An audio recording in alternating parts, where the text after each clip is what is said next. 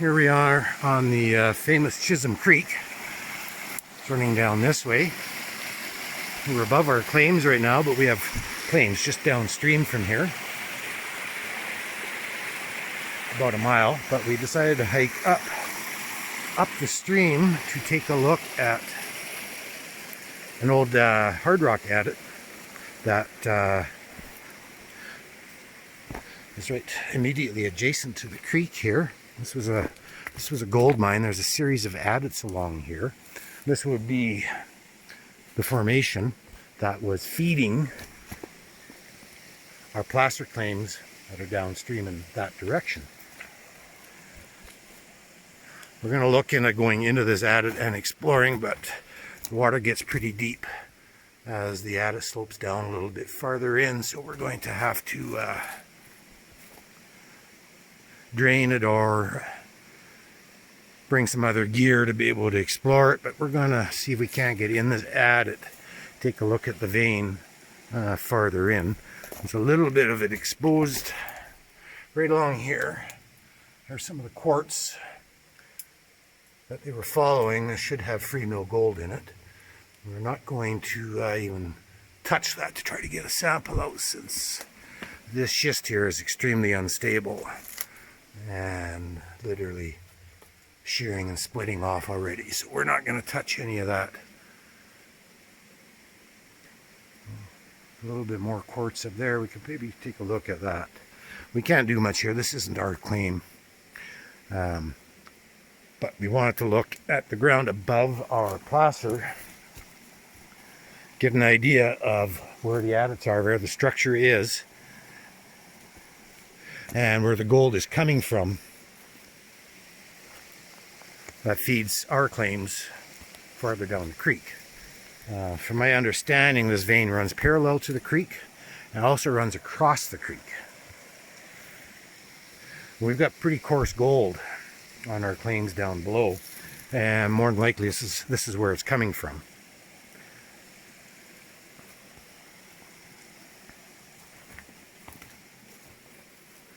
We're quite a ways down. Carrying gear down here is going to be a bit of a job, and we're probably a couple miles from where we parked the truck hiking into here. Very, very interesting. There should be some more adits to look at around here. I'll have to do some more searching, but this is pretty darn promising. Finding this adit and these structures literally 12 feet from the creek that we're going to be testing on a little bit later this year. We've got our permits, so we can do some machine excavation farther downstream. We're probably only half a mile from the top of our claim. Yeah, this is what we wanted to explore and look over, see what is actually feeding the gold into our creek just downstream from here. We are a little farther below the adit. You can see where they surface mined the vein all the way up to where the adit starts here. It must have been exposed on surface, so they followed it till they hit that hillside. They've mined all the way up here down right to the creek.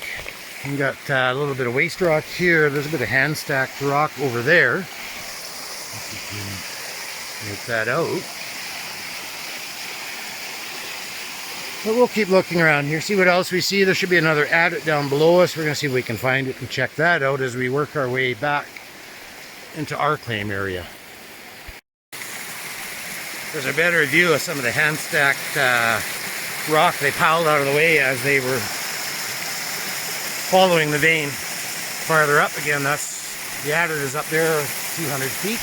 And here we've got some of the rock that they hand stacked as they were trenching their way up. Apparently there's an old sluice right here. Yes, actually there is. There. You can just see the remnants of some old sluice work. I'll grab my stuff and we'll wander over there.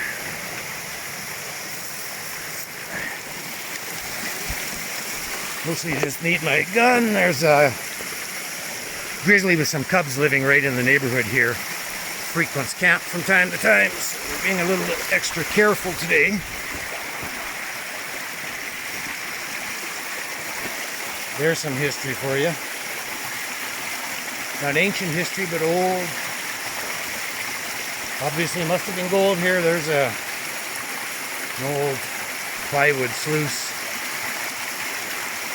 just laying in the stream bed. Pretty cool. Certainly a good sign. Farther down below, although we already know there's good gold in the creek farther down, but more history. Oh, that looks hand stacked there as well. Let's see if we can get over there.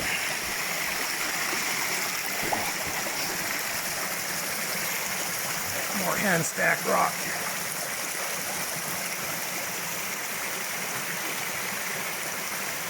And back in the old days, they could mine right into a creek bed. Nobody minded back then. We certainly can't do that and wouldn't do that now. There's waste rock. All up there. Following the vein structure down to here. I don't know where it goes from here, but we're going to find out. We have remnants of some cabins here. This would be dating, we think, from the 1890s. Hand stacked rock, but then if you look down this way, you can see why they had their cabin here. Hand stacked rock all the way from down to the creek bed all the way up to here. Huge amount of hand stacked rock all the way down out of sight. Hand stacked. Oh, here is a very old shovel. What's left of one.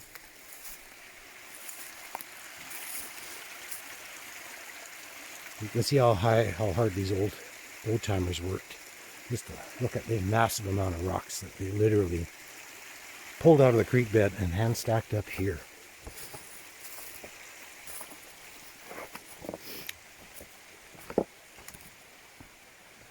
This is probably walking along the trail that they built to get back down towards Barkerville or back down to the river. As far as you can see, more workings.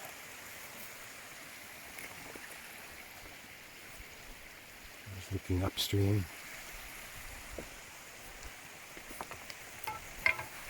So what we're hoping is farther down with modern machinery we can get in some ground that was just too difficult for the old timers to bother with. Look at a massive amount of rock they moved down there. Pieces of a water wheel and some old shovels. Oh, look at that. Punch plate from a sluice. Just the weight of this piece of steel, I wouldn't want to have to hand pack up in here. The size of that, all carried in by hand. Stack the old shovels, these are probably pretty old, they're riveted. 1880s, 1860s. Beautiful old artifacts. All riveted, so quite old.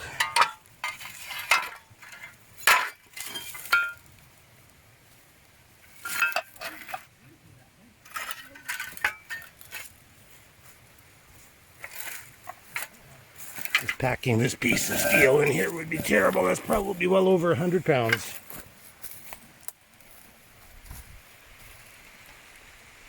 There's a better view of some more of the workings. Supposed to be in the end of their claim. There's the bottom of the rock pile. We got to be 20-30 feet above the ground on top of hand stacked rock. And there it is going off in the other direction. It's all the way over to there, more of it over there. Thousands of tons of rock, all moved by hand. Like I said, we are about 30 feet above the ground right here. The amount of effort these guys put in for this. This had to be massively rich. You know how much they said they officially got off this creek? No, they would have said next to nothing, so they didn't have to give any to the government. They said 70 ounces. That's yeah. Good Lord, no. They got thousands and thousands of ounces out of here. Yeah, well, people didn't like paying taxes back then either. Nobody wants to pay taxes now. A little more history from the area. There's the claim tag. Not quite sure which what cells this claim tag covers. It's here in BC we have mineral claims and placer claims that can overlay one another, and you can have either or both and mine independently. So if you just have the placer ground, even though somebody else has the mineral ground staked, you can still mine your placers. See if we can closer look, see if we can see a date on this. I don't think we're going to get the date. February, but we can't read the year. Oh, and this was a placer. This was a placer claim.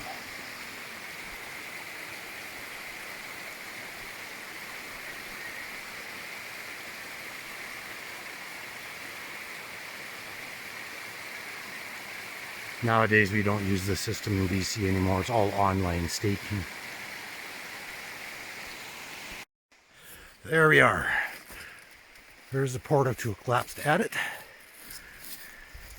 I think this one might have gone in a little further. This one goes in and does several Ys off. There's the definitely has gold in it. there's some track, narrow gauge track, top of the waste pile that we were climbing up a few minutes earlier.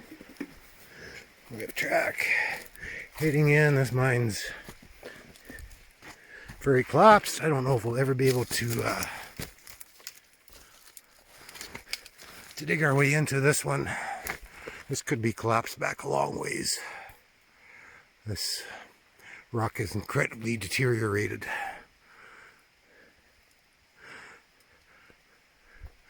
But judging by the direction of this adit, the vein went right across the creek, so we would have definitely gotten weathering, bringing gold down from this vein a little further down below into our claims. There's the top of the mountain over there. Judging by the amount of rock that's weathered off that cliff, that talus slope, this adit could be collapsed an awful long ways in there. I think they only blew up the entrance. The door was blown out this way, so they didn't do it very far in. A lot of talus up there though. True, but it wouldn't be that difficult to get in, I don't think. I don't think we're going to be able to see any of the vein structure here. That was probably a piece of cribbing there at one point. But this shows the vein would have run directly across the creek, which is right there. And certainly can account for the coarser placer that we're finding down below where we plan on mining. We've climbed up from the adit cliff face here. Got a little bit of our quartz veining running along here. Looks pretty barren, but there's a bit of a stockworks. It kind of branches off in all sorts of directions here. So we definitely got a bit of a stockworks. In this area it looks pretty barren. But there should be another vein along here with some galena showing. So we're gonna keep looking and see if we can find something else. We made our way farther up the cliff. Somewhere down there is where we came from. Found quite a bit more quartz here. A lot of stockworks through this. We got a quartz seam here. We got our altered rock going down, and then we have another quartz seam running along there. So it's all schist, all altered. There's an interesting vein here. I'll try to chip a little bit off of that one, and I'll try to get a little bit off of this one along here too. Running up at about 30 degrees. The veins along here have been fairly flat lying. There's some more over there. Pretty awkward place to work. There's more of that lower vein running along there. But this is a gold-bearing formation. Runs probably, hard to say what direction is running, but the creek would have probably cut through this at some point in the past down there. Again, more the source for the gold that we plan on mining and that we're finding a little bit downstream from here. A little bit more history here. An old dynamite box laying right beside the track. A little part of one.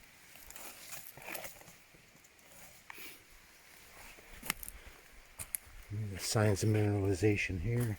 You can see the nice square holes from the pyrite that's weathered out. The schist here. Unfortunately, we didn't find any mineralization farther up. We're not finding much here. But we're not here to do hard rock exploration. We're just looking to see what could have been feeding our plasters down below. Gathering whatever information we can. And applying it to the placer ground that we have below. But we're still a long ways from the truck, so we're going to carry on.